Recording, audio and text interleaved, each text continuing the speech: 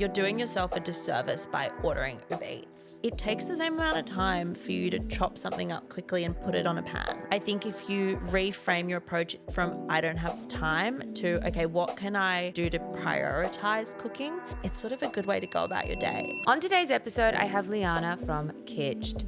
We talk all about her journey into business, creating a platform that shares creators' recipes. This is the perfect website if you're someone like me who gets distracted on social media when you're looking for something to cook for dinner or for lunch. We also talk about why home cooking is so important and why we need to be prioritizing it for our health. I know you're going to love this episode. Welcome back to another episode of Self-Dom Beautiful Humans, a safe place to learn and get inspired to live your healthiest and most fulfilling life. I am Dom, your host, and I feel so grateful to be living my passion, getting to interview inspiring and knowledgeable guests. Today's episode is with the amazing Lianna from Kitched. Kitched is the website we all need to stop ourselves from getting distracted when looking for recipes. I am that girl who goes onto my Instagram to get inspired for dinner, and I end up scrolling for at least 30 minutes. Kitched is a site that shares recipes from your favorite creators all in one place. Lianna's mission is to help others cook more at home and get inspired by all the amazing recipes online without the distracting nature of other social media platforms. All the recipes are trustworthy, and the site allows you to filter your own dietaries and needs, which I need because I'm a gluten and dairy-free girly. So I love the brand ethos behind Kitched, and I can't wait to pick your brain today. Welcome to Self-Dom, Lianna. Thanks, Dom. So nice to be here. Thank you for She having me. just brought me gluten and dairy-free brownies. I have to say they were the best thing I have eaten, maybe also because I haven't had chocolate in a week. Yes. And I just broke my histamine diet, but I had to. Yeah. They were warm. Kayla, shout out to Kayla. They're amazing. They're the first time I've tried them, and they're also one bowl. You literally just put them in a bowl. They're my favorite kind of recipe. Stick them in the oven. I think it was 20 minutes in the oven because I'm always rushing, trying to do things as quickly as possible. So highly recommend that recipe. Well, that's the first time someone's brought me baked goods to the podcast. It's very on brand. So I would really like to make that a thing. So if any future guests are listening, I require baked goods on arrival because it just set the tone. Yeah, we're in a good mood. Good morning. Now. Good Happy morning. Wednesday. Like brownies for breakfast. Yeah. Why not? So congratulations on the platform. Incredible work. Can you talk to the girls about Kitched and how it came to be? Yeah, I mean, it's sort of been, I've always loved cooking. My family's Greek. Both my parents are Greek. Grew up eating my yaya's food, trying things. I have a theory that she used to gatekeep ingredients in her recipes, so that we'd always come back for more. But I've always taken an interest to it. And essentially I would be the one baking goods at school and, bringing things in for, I think my year 9, commerce day, I brought in cookies with a caramel slice inside it, so random. Oh my God, I would have been your best friend. No, I was obsessed, and I used to go to Oscar and Friends and Double Bay, the bookshop, and I used to sit and flick through cookbooks. After school, I used to sit there and I'd take, it was a bit cheeky, I used to take photos of ones that I liked, and my rule was if I took 10 or more photos, I'd buy the book. Because that's cute though. Yeah, I was 16 and I really just loved I think 16-year-olds were doing way naughtier things at the time. So do not stress that you're taking photos of your cookbook. No, and I loved it. And I know you've had Jess Appel in the pod. I also loved her recipes. I remember going with my mum to one of her breakfasts she had way back in the early days. Yeah. So I've just always loved that side of cooking, always been interested in health, trying to feel your best. And my original idea for Kitched was for cookbooks. So putting cookbooks online. I think our generation though, as you said, we all scroll a lot more than we used to. We're used to searching things instantly, finding what we want, having personalized recommendations like Netflix, you go on and it's exactly what you want to see.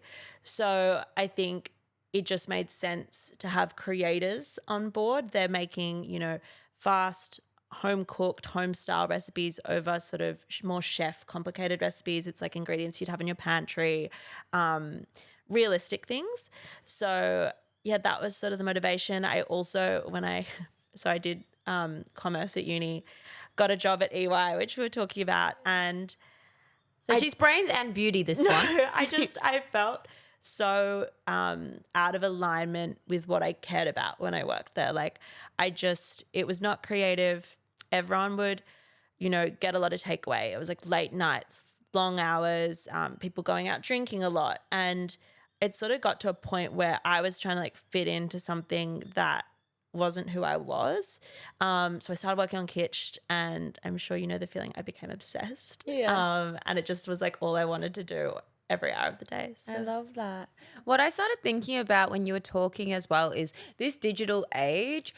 I know cookbooks have their place and they're so beautiful. There's something so precious about having your cookbook in your kitchen. Yes. But when I think about myself and when I'm looking for a recipe, I don't look at the written. I watch a video. Yes. I find a video easier to understand and just seeing the process of how it's done. It's storytelling. It's like the creators have their own sort of spin on it. You're there to almost hear their opinion on the recipe. Their voiceover is like telling a story behind it, which I love because each creator has a different style. They, cook things differently. So yeah, I'm obsessed with the videos. Yeah. So how do you go about finding creators? Because there's so many online. There's so many. And I think for me, like obviously way back when I first started sort of reaching out to people, it was like people I'd follow. Like I have always followed recipe creators.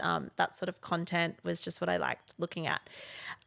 So I feel like it's gotten really big recently. I agree. And I think with TikTok yes, too. with TikTok. And I think, when I had the original idea for cookbooks, firstly, it would have been really hard with like publishing houses and publishing rights.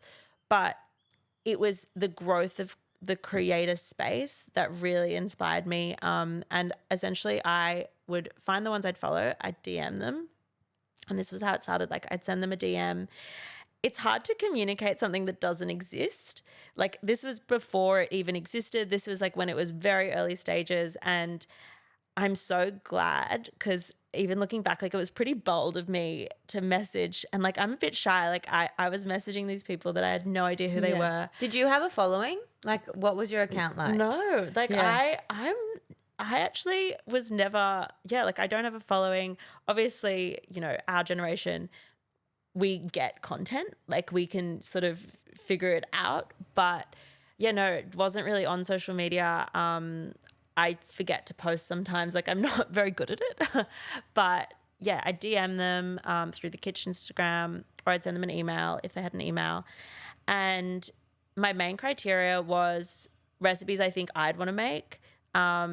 Someone that looked sort of approachable because I was a bit nervous. I'd like if they looked sort of a nice person, had a good energy, recipes that I naturally gravitated towards a lot of like nutritionists. Like I think over half the creators on Kitched are nutritionists.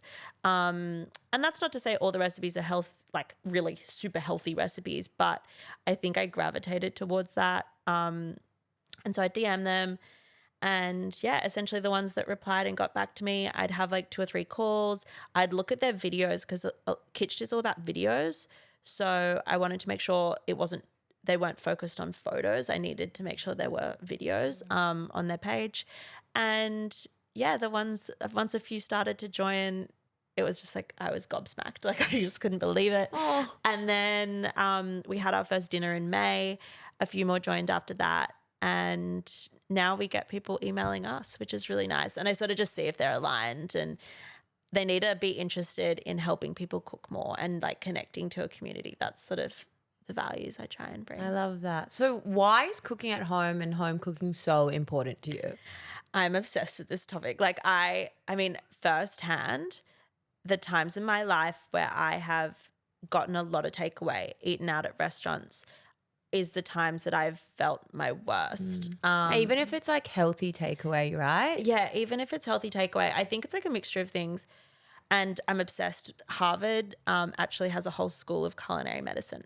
And essentially what that school teaches is if you cook at home more without even trying to be healthy, without even trying to be on a diet, you naturally eat more of a Mediterranean style diet. You have like 99% more fruit and veg consumption because like when you're ordering sides at a restaurant, they're tiny, whereas your salad bowl at home is bigger.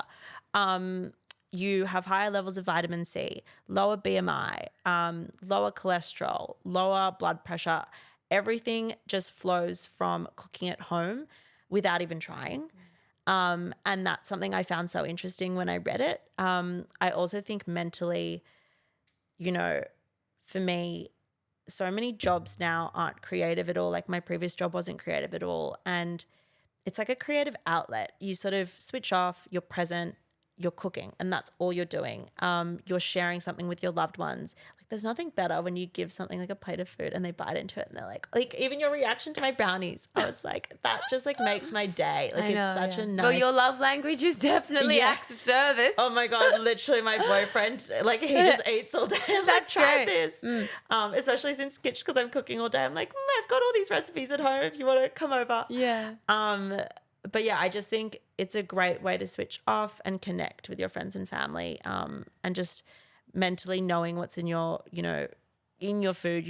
Like restaurants like seed oils and MSG, like chefs use a lot of MSG and you wouldn't even expect it. Like I didn't find this out until like a few months ago. There's a lot of MSG in restaurant food. I think like going to restaurants is obviously fun for the social aspect, but I definitely think cooking at home, it's like any habit, 30 days, do it for 30 days and you'll see the difference. Yeah, I was thinking about how I'm on this histamine diet at the moment and I have to cook at home because I can't have seed oils. I've even taken my own milk to my cafe because I have to have like the Nutty Bruce, no seed oil milk. So I literally have my own milk at my cafe and it is hard, but over the last week, my gut feels so much better because often with me and my work, I do opt for healthy takeaways. So I'm getting like a chicken salad, a tuna salad, or, steak. And I agree it is healthy, but you don't know if it's organic. You don't know where it's been sourced. You don't know if there's seed oils. You don't know what fillers they're putting in there to bulk it up. Yeah. And I have to say, like, cooking at home has been great. There's a lot more preparation. Most nights now I'm prepping my food for the next day. Yeah. That's kind of how it is. But I actually really like it now. Even after 7 days, I know you said it takes 30 days, but truly after 7 days, I look forward to having my food in the fridge, knowing that, I'm going to be nourished. I'm going to be satiated for the day tomorrow. It's a really beautiful practice of self-love. It's like a practice of self-love. And I think, you're doing yourself a disservice by ordering Uber Eats or getting takeaway because, firstly, like I think our generation wants everything instantly. Like you want like the quick fix. There's no level of putting effort into something and creating something as much anymore. And like, Uber Eats is great, but like it takes the same amount of time for you to chop something up quickly and put it on a pan. Like it's not, I think if you reframe your approach from I don't have time to, okay, what can I do to prioritize cooking and build it into your life? Like for me, like mentally, I see like sleep, exercise, and cooking as like, if I have those three, I can sort of do anything during the day and have energy and be productive. So if you build it into your like energy, your bucket of things that you do for yourself, it's sort of a good way to go about your day. Yeah. I also thought that, endocrine disruptors are massive at the moment. And even now I always have my keep cup because, if you get your matcha takeaway, you're drinking out of hot plastic. Yes. So I thought then, if you're always getting your takeaway and it's coming in plastic, sometimes I've gotten a pho and it's in a plastic container. It's boiling water in plastic. And so the plastic is seeping into your food. When you're cooking at home, there's so much more to it as well. Like the pan you're cooking on, is it ceramic? Yeah. They might be using Teflon. You wash your fruit and veg. Wash your fruit and veg. Like there's so many things. I've even heard like crazy things about the dishwashing tablets that commercial kitchens use and then we eat off it and like the amount of chemicals that we consume in that. Like 100%. There's so many more variables that you can control. And my biggest thing that I talk about with self-dom community is it's sometimes so hard because you think you're doing everything right. So I know those girls who think they're doing everything right by ordering the salad out, getting there, maybe not getting sugar in their coffee or their matcha, but you're drinking out of plastic. Yeah. You're not eating organic. There's probably sugar in the food and in the rice, and those little things make the difference. And yeah, as I said, it's an act of self-love. So if you can cook and if you can move, if you can sleep well as like your baseline, You feel pretty good. Like you're going to feel you have energy. amazing. And I think also, like, when you think about our parents' generation, our grandparents, they would always have home cooked meals. Like, never before has a generation of people seen everyone going to restaurants on Instagram and wanted to go out as much as other people do. Like, my parents always talk about how in their 20s, you know, they were working hard, they were cooking a lot. You know, my grandparents would help them by always cooking. Like, going out to eat wasn't the thing to do. It was dinner parties. People would have each other over. It's so different just generationally, and we don't know the impacts of that yet. Like, we just don't know. And, you know, I think about my grandparents, they're so healthy, like even today. And it comes naturally to them to always have, like, you go to Greece and I love it. They serve you like boiled zucchini with olive oil. Like, you can literally order that on a menu. It's Good for you. And it's so good. And you can see the golden color in the olive oil, boiled beetroot with olive oil, fish with olive oil. Like, everything is so pure. It's just, you know, a veg or a meat with olive oil.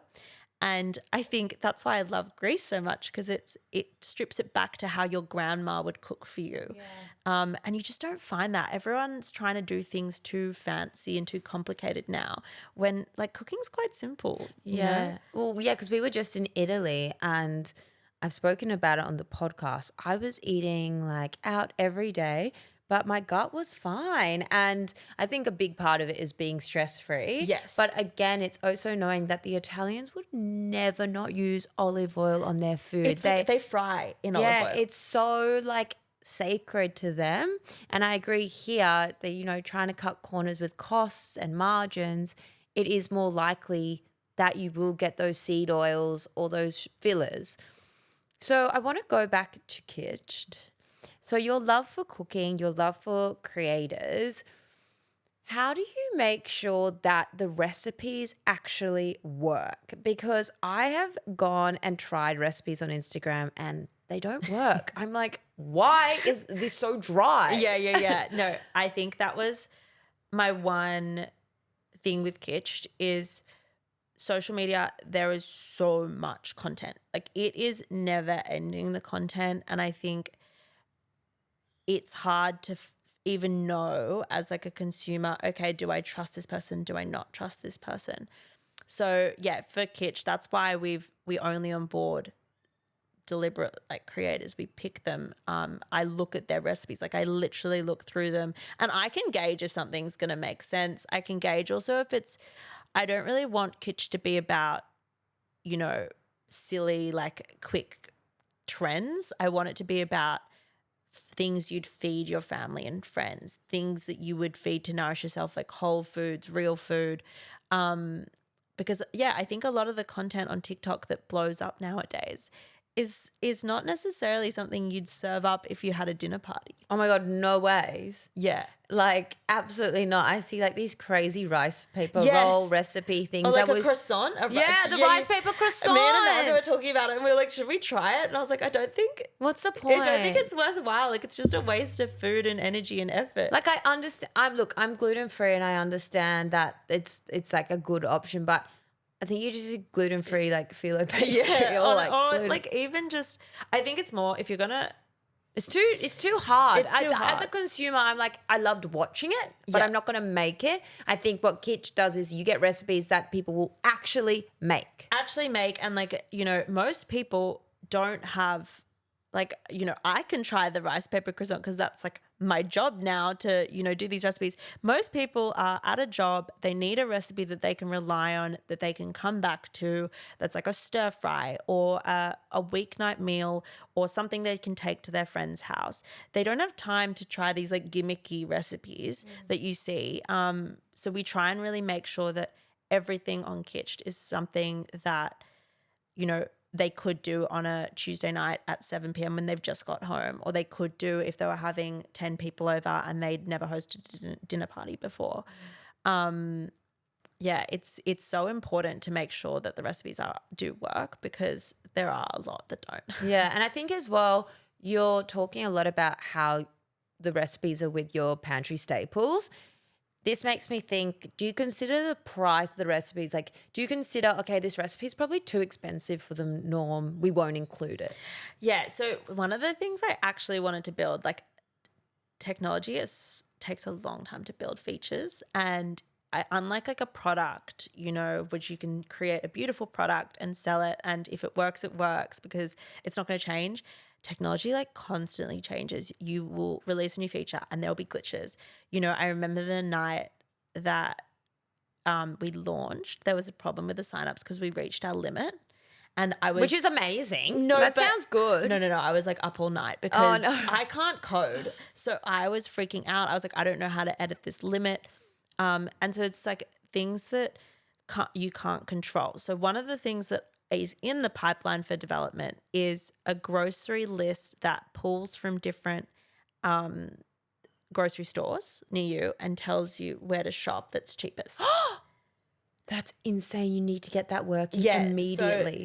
So it's essentially connecting to your local grocery stores, and it says, okay, like spend and save. It will swap like out of season for in season. It will tell you how to substitute things that are on sale. Like, I'm such a bargain hunter. When I go to the supermarket, I can tell you guys now, go and buy imperfect fruit and veg from Harris Farm.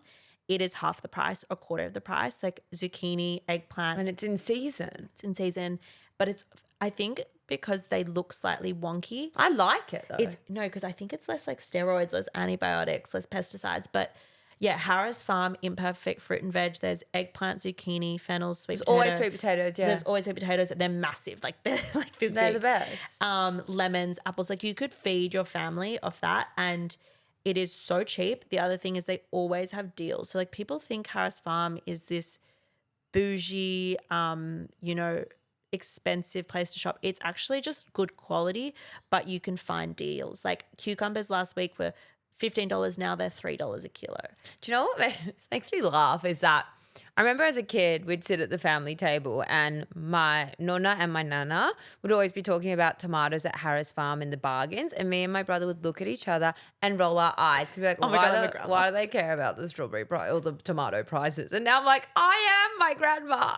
I'm like, grandma. I need to go to Harris Farm. You got $3 cucumbers. No, honestly, and I think their fruit and veg is definitely the best quality. But yeah, it's not sponsored, but we would love to be. I love Harris Farm. Yeah, biggest advocate. But yeah, I think that makes such a difference. Particularly, like, I cook for my family, so there's like normally 6 people sitting down. Yeah, well, it's my passion. Like, I love it. It's like my time out during the day. It's like the only time I'm just zoning out. But also, I feel like it still work because you're trialing recipes. Exactly, and most of the time do you claim your groceries? It would be a business expense. Well, we only launched a few weeks ago, so we don't really have much to claim. But still, do you know what I mean? One day. That would be fab. Yeah, so essentially, like, the amount of food that we buy is a lot. That's what I think. So I'm constantly like going and being like, okay, well, I have to buy 10 tomatoes, so I need to go to the imperfect section because it's just ridiculous if you're spending that much to get sort of crappy frozen ones from a different supermarket that you don't even know taste good. So yeah, I'm a big advocate. Well, I feel like you're proving against the statement that eating healthy is expensive, because I'm the first one to say it is not. Yes, okay, if you want to eat organic, like I literally yesterday was at the Health Emporium. Guess how much blueberries were? Oh my, no, $14.95. Yeah. Today's actually the cheap Wednesday. They do the they first do the Wednesday of deal. every month. But I was like gobsmacked, and I was like, I would rather just get frozen blueberries. Yeah. Like, you do those sort of things, I understand, but rice, beans, Tuna, tuna, the zucchinis and the stuff at the Imperfect Pigs, like, it's really reasonable. I think the thing is, when people think healthy, they think those like healthy crackers, like the processed like brown rice crackers, which I think if you stuck to the fruit and veg section, you were smart about the deals that were on at the time and in season, that's healthy. Like, you don't need to go and buy those like processed things that are $10 a packet. The expensive variations of things. You don't need that. If like, obviously, I love my almond butter, but you don't need it to be healthy, you know? I got really scared the other day because I was listening to a podcast with the glucose goddess. You know her? Yes. Yeah. And she was saying that fruit now is basically man-made and it doesn't look like what fruit used to look like. It's so sweet. It's so colourful. It kind of turned me off. That's why I like the wonky ones. The wonky ones provide me comfort that I know that they've literally just fallen from a branch naturally. Like strawberries are the most sprayed crop. So I know. yeah. So and you see these plump, beautiful I know, strawberries. they look delicious. And they look amazing. And it's almost hard to believe. Like, should they look like that? I don't even know. Oh my God, have you been to Parisi's? Yeah. That place, I don't think that looks normal. That They're like place, polished. Yeah. They're like literally like, but But it's like I am such a big advocate of finding your local farmers market, doing your shop there. They last really well. Yeah. Put it in your fruit section in your fridge and they can last up to a week. And then at the end of the week, if they're looking a bit like, how you going, you chuck them in a curry. Yeah, and chuck them in a soup. Like, I think, as you said, preparation is key. Like knowing your recipes for the week. Okay, if I'm going to buy this whole thing of celery, because often if you're buying at a farmer's market, they don't cut the little bits off. That you have to buy the whole thing of celery. Okay, I'm going to use it in a minestrone soup. Okay, I'm going to use it in a juice. A bolognese. And a bolognese. Like I'll use it. And just being a little bit of planning, a little bit of preparation, it's so wholesome on your weekend to do it. I feel like your late 20s is when you start realizing that this is fun. Do you go to Bondi markets? Yeah. Yeah, so and good. Paddington as well. I really like those ones. Yeah, I mean, I do find, because I'm shopping for so many people, farmers markets, I like leave and I've got Yeah. massive. She has a BYO trolley. Literally No, you have the grandma No, trolley thing. Honestly, that gives me an idea. I should go waltz around with that's a trolley. a vibe. But yeah, I mean, it's interesting hearing from someone who probably cooks for two. A lot of the time, like I don't have a mode where I could cook for two people. Like when I cook for two, it's like huge. It's like a feast, and we're But like, then you've got leftovers. for That's like great. 4 days. But yeah, I think there are so many ways. I chuck veggies in, like even hot tip, cook with a recipe, but throw extra veggies in. Like if something doesn't say zucchini, like I put zucchini into like bolognese. Amazing. I put it into bolognese because it just volumizes it. It's a good way to use veggies. I blitz up carrots, celery, zucchini, and onion in the bolognese in like a blitzer, especially if I've got a lot in the fridge. I just blitz it up and chuck it in, saute it, and then I add the meat. And it's Like that's a healthy thickener. It's a healthy thickener, and it just it adds so much veg. It gives you 3 servings instead of 1. It just makes it easier. Is your bolognese recipe on Kitched? I'll add it. Please add it because I'm obsessed. Yeah, I literally blitz everything. I'm such a food processor person. I got one for my birthday. Oh my gosh. So no, excited. it saves my life because one of my family's favorite dishes is moussaka. And it's a nightmare to make. Like it's a 2-day process. No, but like cooking healthy is easy and cheap. No, I would honestly, I never make it. I avoid it like the plague. But my one trick with it is when I make the mince, I trick them into having more veggies because I blitz up all these veggies. Well, like it's so good as well. Like if you were to have kids one day, yes, they always talk about how you have to hide veggies. When I have kids, like I'm gonna be hiding veggies everywhere. Like I'm gonna be that psycho that like covers cauliflower. Yeah, but it's amazing what you can do with vegetables. Yeah. So I want to talk about the filters on Kitched. Yes. I mean, everyone has dietaries these days. People are keto, vegan, vegetarian. What do you have there that we can filter our recipe? Yeah. So I would say there's a blend of like filters, which are like gluten-free, dairy-free. You can go to your profile and actually put in, let's say, even a nut allergy, gluten-free, dairy-free, pescatarian, low carb, whatever. There's so many options. I would say if you can't find the button, just search it. The way that the site actually works, and a lot of like consumers wouldn't see this, is we've created a machine learning algorithm that reads the caption of each post. So if you post a recipe, all a creator has to do is go into Kitched and press one button and it uploads it through the machine learning algorithm, which spits it out with like ingredients, method, but it also spits out time to cook, tags like gluten-free, dairy-free, serving sizes, all this like nutritional information, all this additional information, which you don't even have to put That's in your caption amazing. for it to be included. So that's like a part of the data we have on the recipes is so much bigger than what the posts are. So you can search for, gluten-free, which you wouldn't even be able to find it on Instagram because let's say they haven't hashtagged it. The machine learning algorithm spits it out. That's amazing because I'm trying to eat really high protein at the moment. So I can see like how much protein's in that meal. Yes. That's something that's really of value. Yeah, you can literally see the nutritional information. You can search high protein. There's literally, I think, there is a high protein filter on the thing. Social media, you go into a creator's page and you can't filter or search anything. So you can literally go on and filter and search whatever you want. We're building like a lot of new features that make it even more personalized so that every time you click on a recipe or like it, it will learn. The algorithm will learn. It's just hard to start before you launch. So we've only started it once we've launched. So. Okay, so the website's looking amazing. You've got all these new things and plugins about to happen, but I need to hear about your journey in business. Was it always this aesthetic? Have you always had the luxury of these beautiful videos? No. This is the stuff I love to hear because people look at you, she's made it all happen, but you need to just start. No, I think that's like one of my biggest things is just start. I think, even my regret is not starting when I was 19 and I had the original idea.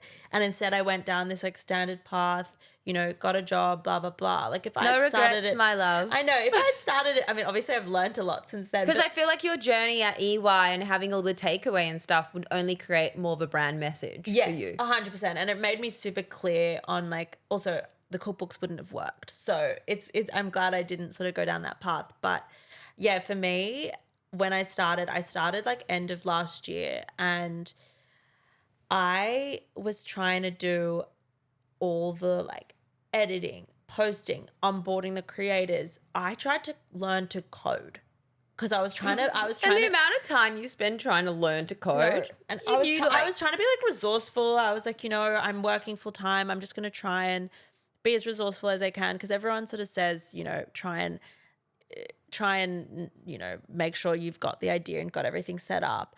But I think the best thing I could have done was just start doing it because you learn what to look for. Then Amanda, who's amazing, she does all the marketing, helps me with like everything that I don't have time to do pretty much. And it's made such a difference because now the recipe videos actually look good. When I was posting it, I was like doing typos in the caption because I was rushing to do everything. And like, it's hard to balance like a business content. Like there's a lot in it. Like there's these funny memes where it's like business owners trying to do content about their business. And it's like Amanda sends it to me all the time because it's maybe like dancing on the doing video. Everything. Yeah. Because this reminds me, I saw Stephen Bartlett, Diary of a CEO, speak this year. I actually got to meet him, which was amazing. Wow. And one of his biggest tips is outsource. He's like, outsourcing is so crucial so that you can keep doing what you're good at. And that's when I got Daniel, podcast editor, filmer, all of it. Then I've got someone who helps me with the content creation. Yeah. Just having those two people just once a week. It's an unlock, yeah. Oh my God. Like, it even just gives me more time to be in stillness and be creative instead of constantly thinking, oh my God, how do I code? How do I edit? How do I use Riverside? How do I use, Premiere Pro? Yep. I don't need to know how to use them because that's not my expertise. No, that's literally, it's such an unlock because, for me, there's just like, there's so much to think about. And I try to explain this to people who are like, oh, why don't you want to go out on your whole weekend? And I'm like, that's my time to almost mentally, I'm thinking about the business, but I'm also like trying to get creative and really strategize and problem solve and things like that, which when you're trying to do a million things at once and you're just catching up on emails constantly, you're catching up on content, all this stuff, it's so hard to actually think clearly about what you need to do next week, the week after, next month. So it's been such an unlock. Like we have like a machine learning engineer now doing all the algorithms and things like that. We've got a UX designer. as well, which is great. Essentially, I'm just trying to build it slowly, but also outsource where my skill sets are limited because like I'm young, like I don't know everything. Tech is not what I like studied. So I'm pretty much learning on the job every day. Yeah. So like YouTube videos sometimes just aren't enough. Like I just need experts to come in and be like, this is what you need to do. Yeah, I want to ask you, how did you find that confidence to spend the money on these things? Because that's something that I found really hard to let go of, especially, you know, launching a new business, you're not getting much money or any money. So then 100%. another No money. expense. How did you just think, okay, you know what, I'm going to put everything into this? Yeah, so I worked a lot when I was at uni. Like I tutored a lot. And I had like savings. I had invested in a little bit of shares, and that didn't even cut it in terms of like it's so expensive. Yeah, because you've done like a platform. Yeah, like tech is also really like 100%. capital intensive. For me, I saw a lot of people like my age moving to London, taking gap years, traveling a lot, socializing. How old are you? 24. She's a baby. But But like so much props to you. And I think the community will want to get behind you and support you. And like they're going to be obsessed with Kitched because if you want to try those brownies, like get on honestly, the website. if you try Kitched, please let me know. I love hearing She's like so, when people she's try. so beautiful. Like It makes my day. I'm so proud of you, like for what you're doing. So yeah, your friends were all doing that sort of stuff, and you're like, you know what, I'm going to start a business. Well, no, and it was so hard because like people, you know, they took gap years, they travel, they also like socialize a lot more than I do. Like I've had to essentially not. She's a recluse. Yeah, and like, you know, I am a homebody naturally. So Yeah, she was like, I don't leave the house. I'm always in slippers and a nightgown. I was like, me too. Yeah, I literally love my slippers. But, you know, for me, it was probably an easier decision than for some people. But I just had to almost like give up a lot of the things that normal like 24-year-olds would be able to do. It's also like, as you know, a lot of sort of like exposure and pressure when you launch something. Like your name's on it. You know, every decision you make feels make or break. I know, but I also have come to realize that we think about that side so much more than anyone else does. Like we post a reel and we're like, oh my God, but like people do just scroll past. They just scroll past. I know. I know the feeling. I overthink it's like so much still. Like I cringe at some stuff like I have to post, like, to be honest. And I'm like overthinking it. No one gives my cringe, crap. and that's where I love Amanda. Like she's been amazing because every time I'm like cringing at myself, she knows me. I text her and I'm like, this is so like I can't look at this video one more time. She's like, relax, no one's thinking about this as much as you are.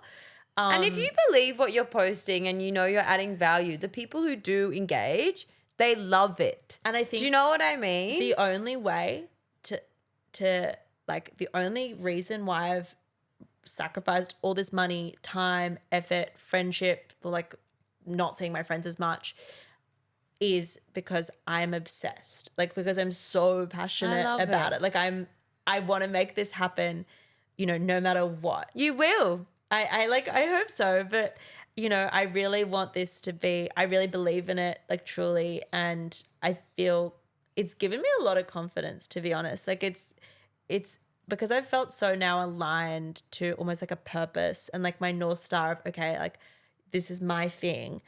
It's given me confidence to send the message. You know, when I was at EY, people would be like, oh, go networking and go like try and, you know, speak to this person and blah, blah, blah. And I was so bad at it because I would never do it because it wasn't genuine to me.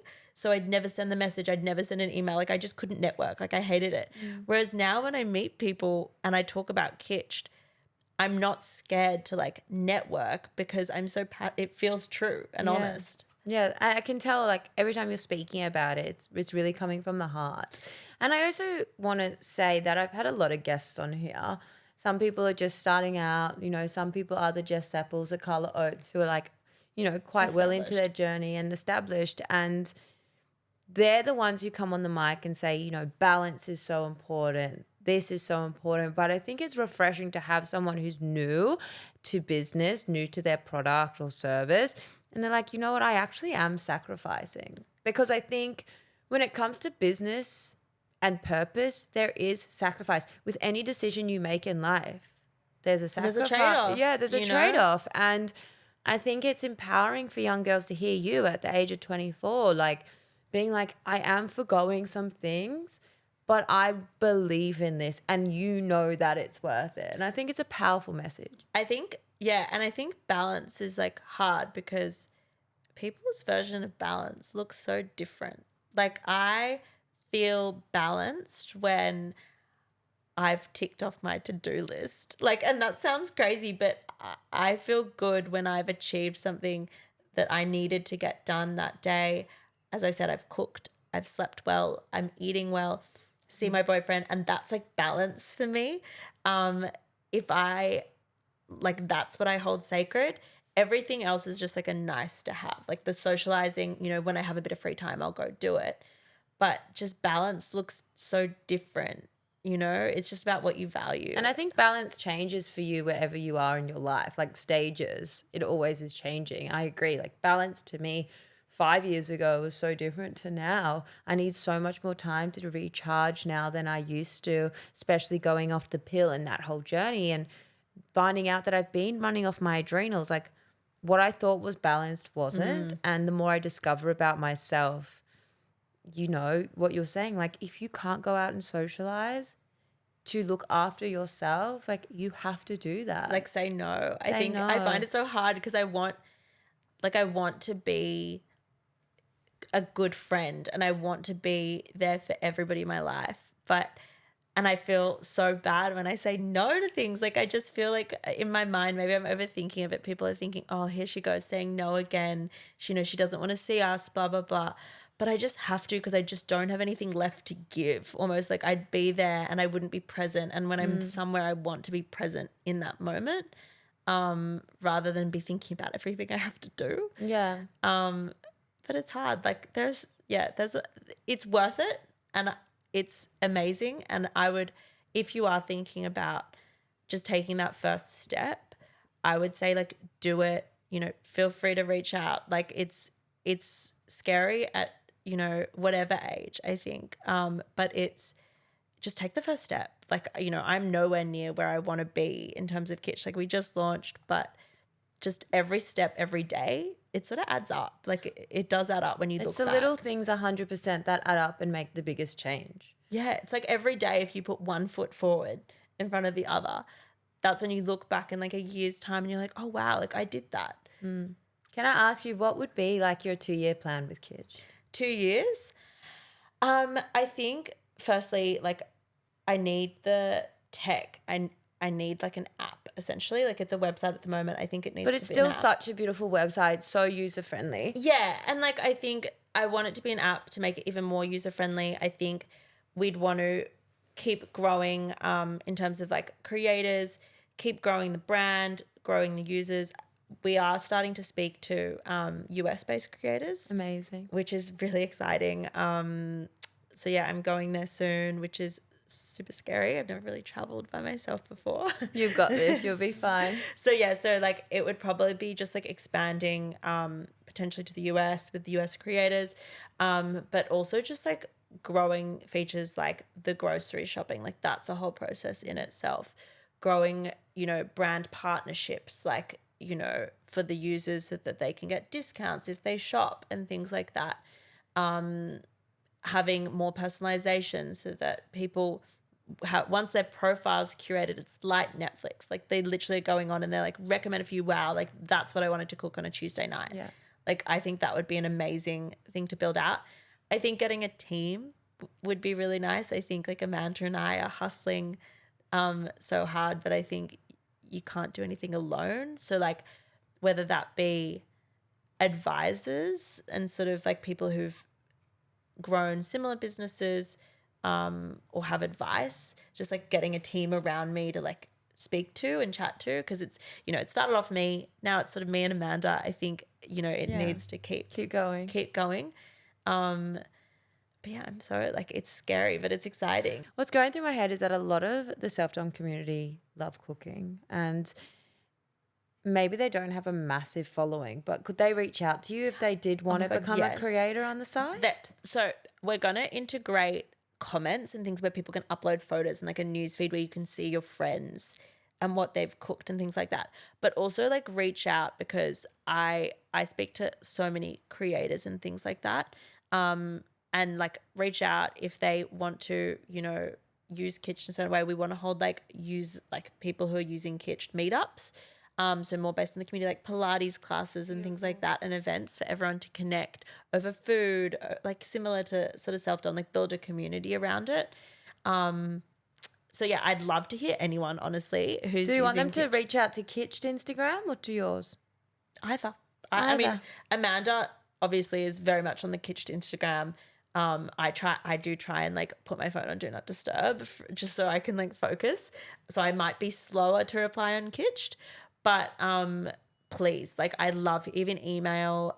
What email can they email? Lianna@kitched.com. Beautiful. So yeah, I love chatting to people. It's, Because the girls really, I feel like they're going to really love this. The amount of amazing recipes I see the community creating, and, the nutritionists, there's so many in the self-dom community. So yeah, it's really nice to create this open space, open channel communication, maybe a chance for collaboration, because so many times in my Q&A box is I want to grow my social media following. I have a wellness account, and this is a wow. really beautiful space that, you could find an audience who want to just see recipes. Yeah, we and it should takes definitely away chat. the noise. 100%. And I think like in terms of the wellness like content space, it's so, I think just like back yourself that people want to see that content. Like people want to feel inspired to cook more. Like you can never look at too many beautiful like recipes. I sit on Kitched and like sometimes scroll through just looking at But the it's good beautiful content. Like it makes you feel good. It makes you feel good. And I think like anything that makes you feel good, you're investing in yourself,